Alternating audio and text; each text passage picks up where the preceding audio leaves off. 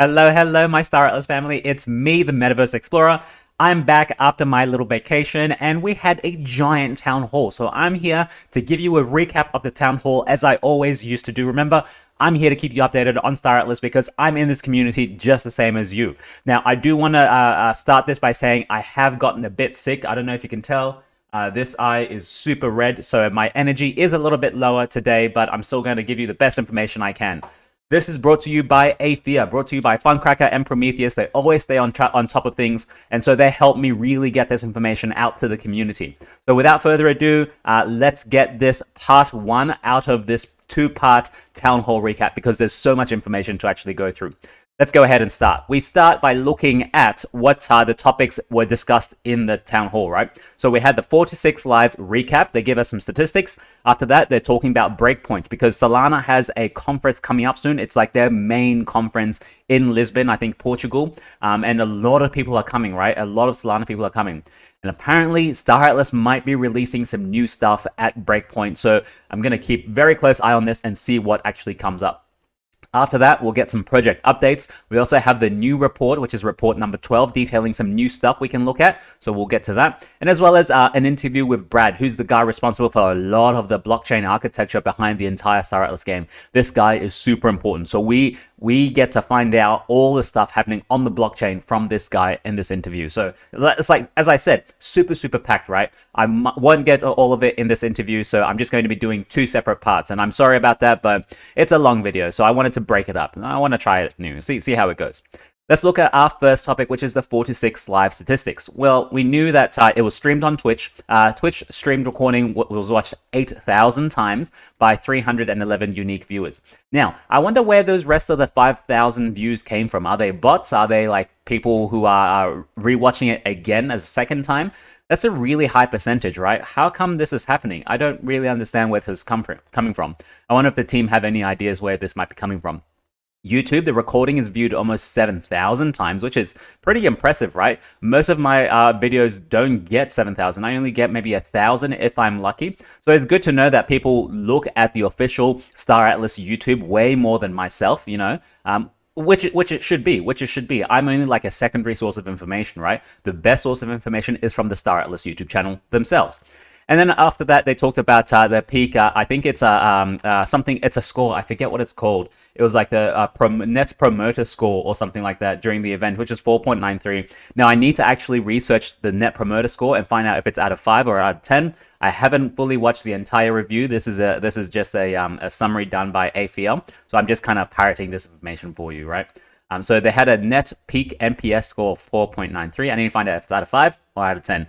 If it's out of 10, that's really bad. If it's out of 5, that's really good. But we all know promoter score, influencer score, all of this sort of stuff, very subjective. It's how you display the data. You miss one little data point and the whole thing is skewed. So you've got to watch this carefully, guys. Now, let's move on to Breakpoint. What did they talk about Breakpoint? There's a few different dates we're going to look at and different items happening on different dates. So, on November 4th, there is going to be a game stadium over at the Solana conference, okay? They have 8 speaker slots and there's a 45-minute game demo. I think one of them I already follow, of course, is Star Atlas, right? And then the next one I know that it's going to be presenting is the Honeyland. It's another MOBA NFT game. They have bees and Genesis eggs and stuff. They're on Magic Eden. They have a small intro there as well. So I'm wondering if other games in Solana are going to be presenting here. And I'm sure there are. There's going to be 8 games speaking, right? So in this 45-minute slot, there's going to be a whole bunch of new stuff we're going to see, guys. So, one, there's going to be a 5-minute intro, which is, expected, right? And then there's going to be 8 esports players on separate machines, separate computers that run an early version of the Showroom, the second release of the Showroom, an early version, which is what the team is currently running at the moment. We are on R1, right? There's not much to do. Photo mode is there. You can walk around. You can summon a few ships. R2 is where a whole bunch of extra stuff comes in. Now, what's going to come in? There's going to be a tournament in the Showroom with PS X4s and a standalone dogfighting arena with the X4s, which is crazy. I didn't know we're already up to this area where people can experience an early release of it. So when they say that a tournament, so what's that going to be? Probably a racing tournament, okay, and then a dogfight arena where you might actually have the controls with your hand, and then you'll be going backwards and forward, like all sideways, strafing and all that, to try and hit other PSX4s. This is going to be really cool. It's going to be even cooler because it's done by esports people who are actually who know how to play and who know how to use the joystick and how to use a flight sim, all that sort of stuff. Of which there's going to be 10 to 15 minutes in a race course with a leaderboard. This is what we need. This is the kind of stuff we need in the showroom for us to make content. I come home after work and I want to be able to log on, verse other people, stream it, create content from it. This is what I really, really need, guys. And then, of course, there's going to be a dogfighting arena, which is going to be awesome. Who's going to try and take down MetaVerse Explorer first? I guarantee you I will be shit when it first starts, but I will be much better after I practice and after I get all of you guys. Let's go on. What else is going to be at Breakpoint? So there's going to be Twitch streaming booths on both floors that will stream the R2 footage. So hopefully we'll get other people attending at the conference. We'll be able to get some of their footage online and we can show and kind of dissect what people are seeing so that we don't have to rely on secondary information. We'll just see first-hand raw footage. There's going to be a games booth, right? And the team, of course, will be present there so you can talk to them, you can interact with them, ask them some further questions. And the team will be around just networking in general. That's what these conferences are, right? And then November 7th is the actual main event of the Solana conference. Before this is the actual just the game stadium day, right? At 15:50 UTC, there's a 20-minute keynote presentation by Michael Wagner showing the upcoming game content, including Scream, which we haven't seen much of. We've seen what do you call it? Concept art, but we haven't seen any R2 actual footage yet. So we might see R2 footage when people are playing in the tournaments and the racing and stuff, but this is when it'll be probably way more polished. And an announcement about the graphic novel. We know the graphic novel is going to be coming half as NFTs, half not as NFTs, and you'll also be able to get it on Magic Eden, and they're changing the homepage as well for you to interact with it and read with it. So I think they're doing a whole reveal, kind of a whole announcement around it, that sort of stuff. Let's move on. This is a picture. What can you tell? What do you think it is? It's the Femble Lobby, guys. This is one of the images that are released in the announcement channel of a Femble Lobby. This is, of course, concept art, okay? This is not what it looks like at the moment. I'll show you a video of what it looks like at the moment. This is what they want it to look like, okay? You can see it looks like a giant muscle car. It looks very heavy, looks very powerful. And we do see someone, I've got a picture later, someone who's standing in front of a Femble Lobby, and it's way, way bigger than I actually thought, right? Let's have a look at the next one. The next one is, here we go, one of the same picture of the Femble Lobby. If you look at it, I'm going to turn this way so you can see that the back burners, what do you call it? The jets at the back, they look like the same burners from the Femble air bike, right? What do you think? It looks like the same bonus from the Femble air bike. I wonder if they recycled the same asset and put it onto this one. So this, what I particularly like is that the wheels itself are like hover wheels. You can see that, right? You can see the hover wheels, which I'm like, oh, cool, man. If this is what it actually turns out and it looks like, that'd be super awesome. Now take note of the doors because I'm just about to show you another video that they release of the doors. Let's have a look at it. So this is the doors releasing upwards and sideways. They're showing us this from their own like dev work. You can see it's just like the program to make it. I don't know what program they're using, Unreal UE5 probably. And they're opening it like a Tesla door where it comes up on the side. Yeah, that's pretty nice, right? What do you think? What do you guys think about that? Give me a comment about this. The Femble Lobby is way larger than I thought. Well, let's play this video again so we can get to see, right? Yep. Nice. I wish they did just a little turnaround the whole way. Now, of course, the things as well, you can see that the wheels, they're going to be going flat. This is probably just like a hover mode, and then there's going to be a racing mode probably. Oh, they'll probably have different mode and different stances from like just idle mode, racing mode, and then flying mode, whatever. They'll probably just a change in the wheels. It's the little things that really matter, right? Now, that's enough pictures. Let's go back to the information. The Play portal, which is the main website, play.staratlas.com, they're going to be adding player profile systems, and this is by Brad, right? Multiple wallets are going to be able to assign to a single player. This single sentence is so powerful. Multiple wallets can be assigned to a single player, okay? which means you can have whole DACs assigned to like one player. You can have my wallet assigned to you as a player. Think about that. My wallet, I can assign it to you. This is like lending. This is the whole lending system starting to get off the ground.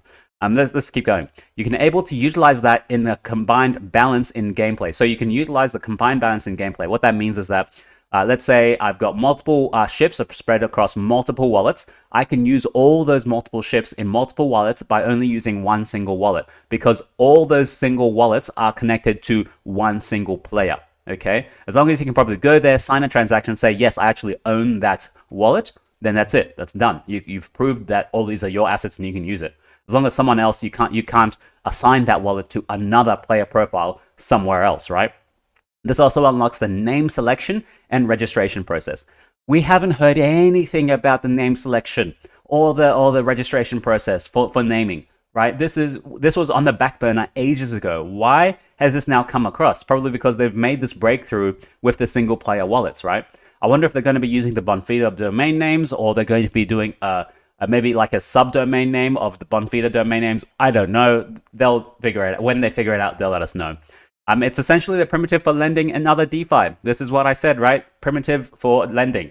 Because you can say, I'm going to delegate my ships to that account, and then, I can lend it out to this account. It opens up so much room for them to wiggle, for us to wiggle. The team won't create this, but they're saying others can be using this primitive. So, keyword, the team won't be creating this, okay, which is the lending and the other DeFi management, because the pit club from the pit stop from the club, they already on top of this, right? They're already knowing how to interact with smart contracts and make smart contracts of their own to try and utilize the things that the smart contracts already created by the team. Now, let's move on. The DAO and the governance, what's happening there? They're working on some quality of life improvements for you. Soon, there's a new way to connect to the portal. There's a dark mode coming, thank God. Treasury reports page is coming later on this year, which includes revenue tracking, which is awesome. I really want to know where the revenue goes, what influencers are they paying, all this sort of stuff, right? There's a spend tracker, monitor outflows of the treasury, section on the rewards emissions wallet. So this is the reward emissions from the Atlas playing, or like the Polis locker. Oh, sorry, this is the Polis locker emissions. Just look at the wallet, see what else is happening there, because it's good to have transparency of these wallets so people can track it easily. And then if something happens, or like everyone in the community will be like, everyone raise alarm, like, hey, some funds really moved from here very quickly. What's happening? Let's have a look. Everyone investigate. This is a great way to try and stop things happening very quickly, because we can, if it gets hacked, for example, we can all go at, like the Star Atlas team, we can go over to FTX and say, hey, can you please blacklist this wallet because they stole some Polis funds from us, as a DAO, that sort of stuff. Some people might not agree with that, but it is what it is. Early stage planning for the full governance functionality. It's not here yet. Give it some time. It will come. Okay. The next thing in the governance of the DAO, they created a new Discord channel called Governance. A whole bunch of people are starting to talk in there. I know the hologram themselves are starting to create a small page to say who are the candidates for the DAO in governance at the moment. I myself did talk to them a little bit, not too much, because I didn't want to put so much information out there. I do want to be on the DAO in governance, but I've been on a few DAOs myself, and I know everyone's giddy. Everyone's like raring to go in the beginning, and then after a while, everyone gets really lethargic. No one wants to contribute a lot. The productivity goes way down. That's where I'm happy to step in, because I'll be fresh, right? I know a lot of people have so many ideas, so many things to do in the DAO. That's what, when it starts, everyone will be like, oh, we got to do this, oh, vote on this, oh, this is great, we should do this. Trust me, it does start like that, and then it slowly starts dying down. This is my own personal experience, right? So I'm thinking I don't have to be one of the first cohort. I'm happy to be in the second, third, fourth cohort. I don't mind at all. And I'm sure they will have like a rotating cohort going through all the time. So it's not the same people that hold the same power. The team is working on a public forum where new PIPs, policy improvement proposals, would be introduced and curated by the council, as well as prioritization system and a proposal system. So, sounds awesome. Let's wait till it comes and then we'll see. We'll make our judgment there. Early stages of the work on the DAC platform. Multi-sig wallet address. Awesome. Guild registration. Yes, I'm sure Funcracker and Prometheus are so happy with this. We've been waiting for a guild registration system for a very long time. This is a great way for us to know who's actually talking smack and who has the numbers of people behind them and wallets behind them to say, yeah, we are a big DAC. We don't talk a lot, but we are one of the biggest DACs here, so you better take it seriously. And then of course there's those of some other people who are very, very loud, but they have like maybe 5 members or like 3 wallets behind them or something like that. And like, oh man, it's all about how you present yourself, right? So they're adding, removing, demoting players, which is awesome. We'll be able to have some DAC functionality. The game is starting to go, guys. This is it. It's starting to get way better. It's going to be a DAC leaderboard. I wonder what the metrics for the leaderboard are. Like, is that how much funds you have, how many players you have, what LP points you have, all of this sort of stuff. Dedicated page for each guild at this portal, which is awesome. Aephian, I hope we make it onto our own page. We will, because we'll be one of the best DACs there. Build, own, earn. That's it. Let's keep going. Now, let's have a look. Let's take a picture break, shall we? What is this, guys? What is this? This is a Armstrong star base. This is a tier 2 star base. We can tell it's tier 2 because all the way in the bottom right-hand corner behind my logo there, you can see it literally says tier 2. On the bottom right-hand side, it says Marcel 22. So I want to know if Marcel is the actual creator. So this is a tier 2 space station, or like a star base. Sorry, not a space station, a star base. I think we did see a tier 1 before, and then we saw a tier 3 and tier 4, and I was wondering where was tier 2. So this must be tier 2. What do you think? Looks cool. They're all done by Armstrong. You can see that it's got a few extra things all the way around it. Like you can see ships going around it. There's like a checkers board like right here. I don't know why there's a checkers board right there. Generally looks cool. Like this, but for me, I don't know. I don't want to be too critical, but for me, all of this is concept art, right? And when this translates into actual in-game footage, then I'll be happy. Growing up, looking at all the games and the trailers and concept art, and then actually downloading the game and like installing the game and playing the game, like this is nothing like what it looks like. So I'm very apprehensive when it comes to concept art now. I know this is what they want it to look like, but people get way too overhyped for concept art. This is what they want it to look like. Doesn't mean they can achieve it, right? Doesn't mean they can. Star Atlas, possibly, we have seen that it looks like they have a higher sense of quality than others, but at the same time, I don't keep my hopes up, okay? That's just me. Sorry to be a bum like that, but that's just me. Next picture. This is another Armstrong base. Now, I'm very confused by this because there's no titling on it. Like, it doesn't say tier 1, tier 2, tier 0, tier anything. And on the bottom right, it does say work in progress, WIP. But this thing did catch my eye. T0. I wonder if it's a T0 T0 space station. You know, when everything gets demolished by like an enemy aircraft, enemy ship or something, they come, they tear down your entire base. It reverts to a tier 0. And then, of course, it goes to a tier 1, and then it goes to a tier 2. So I wonder if we can actually see maybe the base ring. You see this base ring here? That small base ring? That's probably what turns into this base ring here, or even the top here. And then you can see there's got one like landing hangar here. One landing hangar, and then these are tier 3. Your landing hangars give you the amount. So this is a tier 2, sorry. So there's 2 extra. And then a tier 0 is 1. I don't know if I'm just making all this up. This is just what I'm seeing. What do you think? What do you guys think? Okay. The showroom. I'm going to finish soon because this is only part 1. There's so much information. The showroom. The second release is on the horizon. We know this already. It's not feature complete at Breakpoint. There will be some things missing in the showroom, so it might be buggy. It might crash. Let's wait and find out, right? Multiplayer. Hallelujah. Multiplayer. You can host your own. You can open and close instances. Oh my God, this is getting into a game, guys. This is a game. Text chat, proximity voice chat, which is awesome. Skin and character selection. Skin and character selection. We've already seen that functionality. I told you guys to keep an eye on the character skins in the marketplace. What's happened, right? Have the prices gone up? I don't know. I haven't checked it myself. There's a race course coming. There's a global leaderboard, dogfighting arena, PvE, which is awesome. I didn't know we had PvE. I thought it was mostly PvP, just like the esports people. So who are we going to be versing in PvE, right? I want to know. Available ships for flying are the PSX-4, which is why I already gave 2 away. I'm going to give 1 more away so you guys can verse me. And then the Floyd liner as well. The Floyd Liner is like the base ship that doesn't cost anything. It's free in the showroom just to load up something. Of course, they are saying there are 12 ships that are still coming and to be added later on. Danny Floyd did say we're setting the standard for space game asset design. So really excited to see what they're going to bring. There's a whole bunch of other stuff. Now, ladies and gentlemen, I'm going to leave it here. This is only part 1 of the Town Hall recap. I'm going to upload the part 2 tomorrow. You're going to get one tonight. You're going to get part 2 tomorrow. And I've got a whole bunch of other information. So I want to thank Funcracker. I want to thank Prometheus and the Aephian DAC for bringing you all of this information, right? If you are looking for a DAC in Star Atlas, if you're just starting out, come and join Aephian. We have some of the best people in here. Trust me, trust me. That's it for now. I'm going to leave you and love you. Ciao for now. Bye.